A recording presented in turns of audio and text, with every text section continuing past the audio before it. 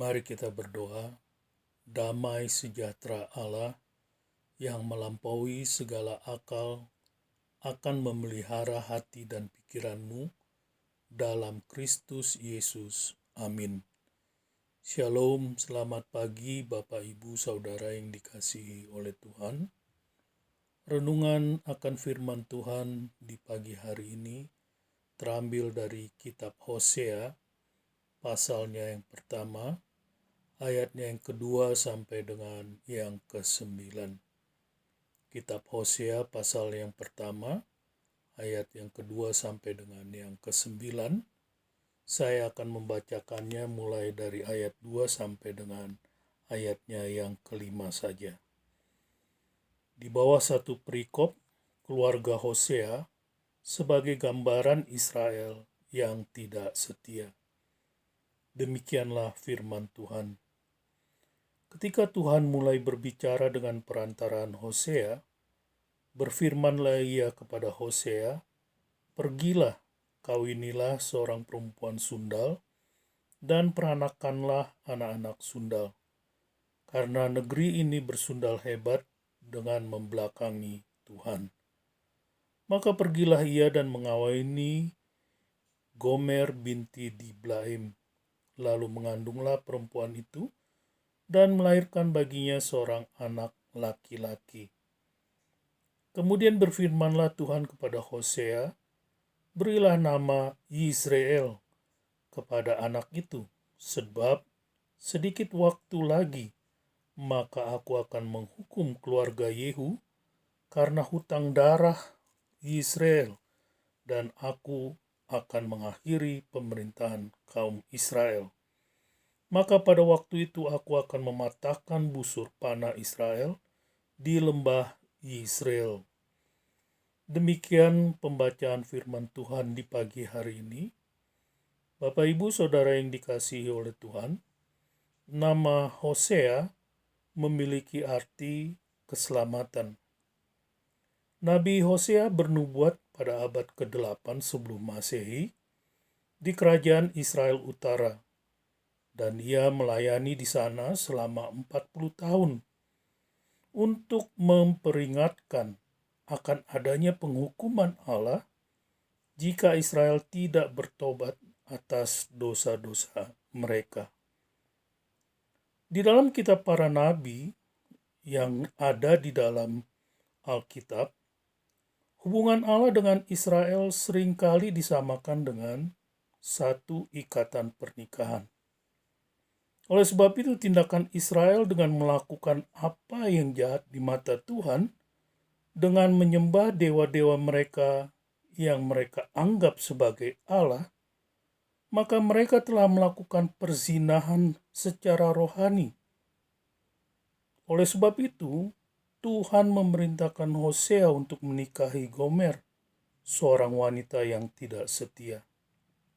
Dari pernikahan ini, mereka memiliki 3 anak, yang masing-masing nama daripada anak-anak mereka ini merupakan simbol dari tindakan Tuhan yang akan dilakukan kepada Israel.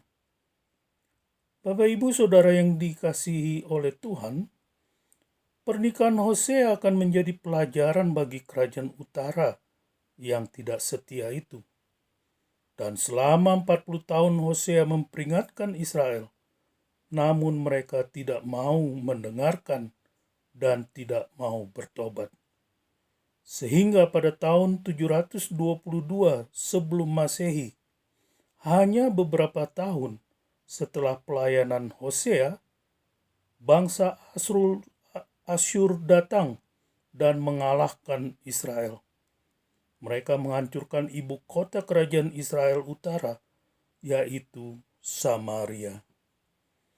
Nah, Bapak Ibu Saudara yang dikasihi oleh Tuhan, dengan demikian berdasarkan uraian di atas, kita dapat melihat beberapa hal. Yang pertama kita mendapatkan satu gambaran tentang ketidaksetiaan Gomer, yaitu istri Hosea, yang merupakan juga sebagai gambaran tentang kemerosotan moral Israel yang telah meninggalkan Allah dan berzina dengan Baal. Dan sebagai konsekuensi atas pelanggaran tersebut, Israel terbuang ke Asyur.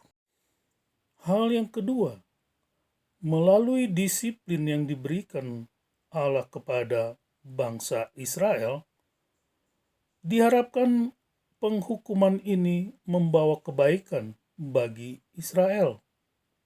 Di dalam Hosea pasal 3 ayat 5, Alkitab berkata demikian, sesudah itu orang Israel akan berbalik dan akan mencari Tuhan Allah mereka dan Daud raja mereka.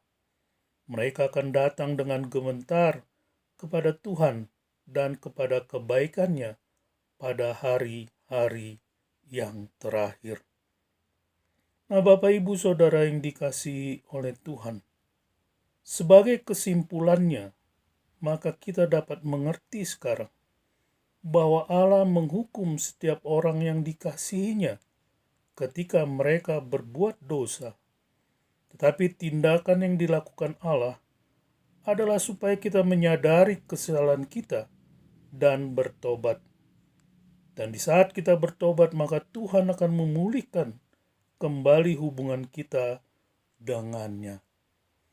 Selamat hari Minggu, Tuhan memberkati. Bapa, terima kasih. Kami bersyukur untuk firman-Mu di pagi hari ini.